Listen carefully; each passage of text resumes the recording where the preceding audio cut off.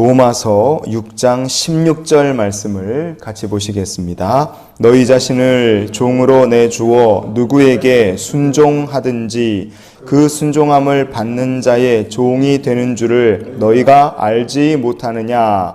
혹은 죄의 종으로 사망에 이르고 혹은 순종의 종으로 의에 이르느니라. 아멘.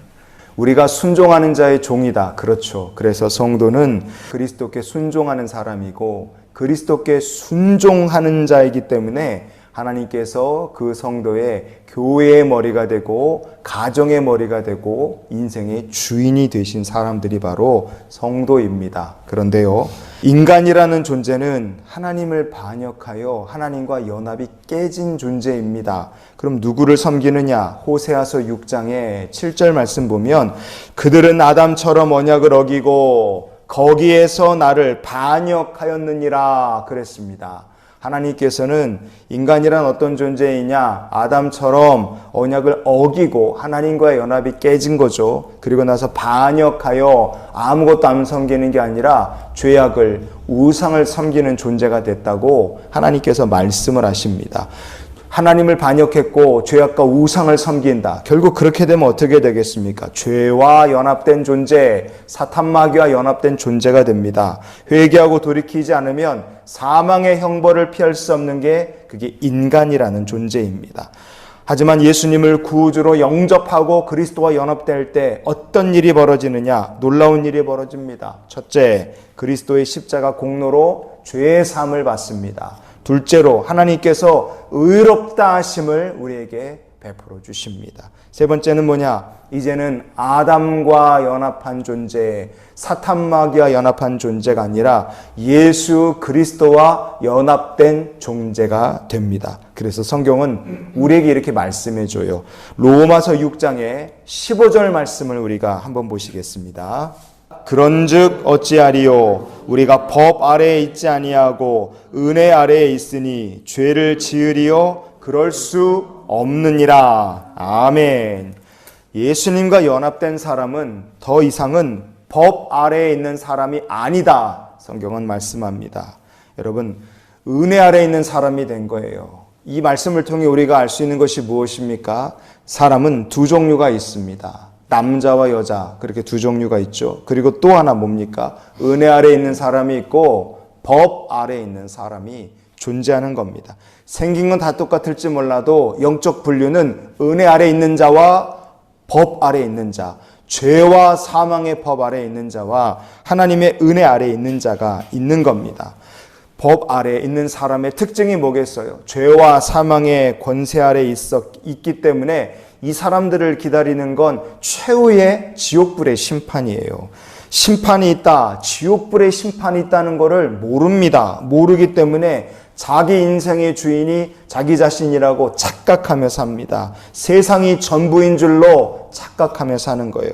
그래서 계속 죄의 종으로 묶여 살고 죄와 연합된 삶을 삽니다. 죄의 부름에 응답하는 삶을 살아요. 그렇게 쭉 가면 어떻게 됩니까? 마지막에 지옥불의 심판을, 지옥의 형벌을 피할 수 없게 됩니다. 하지만 예수님과 연합된 성도는 어떻게 되느냐? 이들에게는 형벌이 아니라 은혜가 준비되어 있어요. 순종의 종으로 인정을 받기 때문에 의와 영생과 천국에 이르게 됩니다. 저 여러분에게 준비된 것이 은혜이고 의와 영생과 천국에 이르게 될 것을 믿는 믿음의 성도들이 다 되시기를 축복합니다. 세상은 은혜 아래에 있는 자들과 죄와 사망의 법 아래에 있는 자들로 나뉘어져요.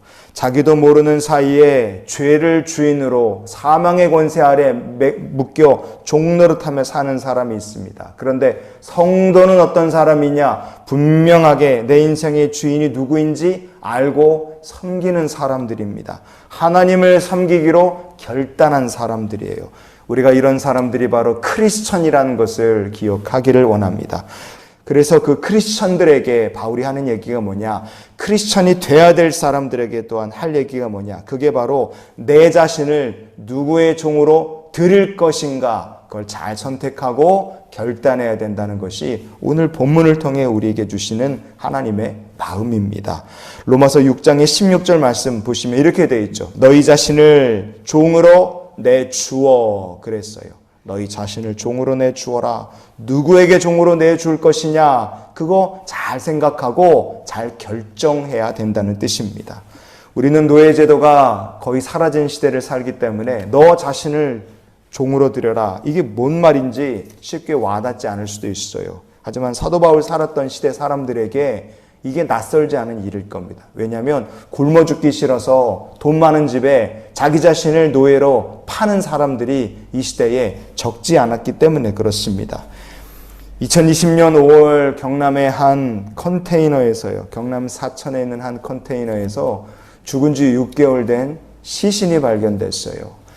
경찰에서 시신을 수습하고 부검을 했더니 사인, 돌아가신 원인이 뭐였느냐? 굶어 죽어서 아사로 판명이 났습니다. 21세기 대한민국에서 사람이 먹지를 못해서 굶어 죽어서 시체로 발견됐다. 기가 막힐 일이지만 이런 일들이 실제로 일어나고 있습니다. 거리에 노숙자들도 생각보다 많이 있습니다. 하루 세 끼 제대로 못 먹고 끼니 때마다 걱정하는 분들 세상에 있습니다. 여러분, 우리가 21세기 대한민국에서도 이렇게 잘 사는 나라에 가난 때문에 힘들게 사는 사람들, 하루 한 끼를 걱정하는 사람들이 있다는 걸 생각해 보십시오. 그렇다면 하물며 2000년 전 사도 바울 살았던 시대에 먹는 것 때문에 굶어 죽을 사람들이 얼마나 많았겠어요. 2세기 로마 제국에 노예가 1000만 정도 있었다 그래요. 어마어마하게 많은 숫자입니다. 이 사람들이 다 전쟁포로로 붙잡혀온 사람들인가? 그런 사람도 있지만 다는 아닌 거예요. 굶어 죽지 않기 위해서 부잣집에 스스로 노예로 팔린 사람들이 이 중에 상당수가 있다는 뜻입니다. 그래서 바울은 얘기하는 거예요. 너희 자신을 종으로 드린다. 이 말, 바울의 얘기를 들었던 사람들은 대번에 알아들었을 말입니다. 여러분이 굶어 죽게 생겼다고 생각해 보십시오. 내가 굶어 죽게 됐다. 그러면 안 죽으려면 부잣집에 노예로 파는 게 최고 아닙니까? 그럼 그때부터 뭐가 중요해지겠어요? 노예로 팔려가면 죽으라고 일만 하다가 고생하다 죽을 집에 갈 것인가? 아니면 나를 자녀처럼 친절하게 잘 대해줄, 가족같이 대해줄 사람, 그 부잣집에 나를 스스로 노예 삼아달라고 부탁할 것인가? 그게 무진장 중요해지지 않겠습니까? 어떤 사람을 주인으로 삼고 누구에게 순종하느냐에 따라 내 인생 운명이 갈리는 걸 우리가 스스로 자기 자신을 종으로 드리는 사람에게는 너무나 그 결과가 명백하다는 거죠. 여러분, 우리가 죄에게 스스로 종 노릇을 하고 섬기면 우리는 죄의 종으로 죽어라고 고생만 하다가 나중에 지옥불에 떨어질 수밖에 없어요. 하지만 우리가 하나님의 종으로 내 자신을 드리면 우리 인생은 어떻게 됩니까? 순종의 종으로 살고 은혜 아래 살고 의와 영생과 천국에 이르고 하나님의 자녀가 되고 하나님 나라를 유업으로 받게 되는 복된 주님의 백성이 된다, 이겁니다. 이것이 바울을 통해 성도들에게 주셨던 말씀이고 오늘 이 시대를 살아가는 우리에게 주시는 하나님의 마음인 줄 믿습니다. 그래서 우리가 이런 기도로 오늘 하루의 삶을 살았으면 좋겠어요. 하나님, 오늘도 하나님께 제 영혼 맡기오니 주님 내 삶을 돌보아 주시옵소서.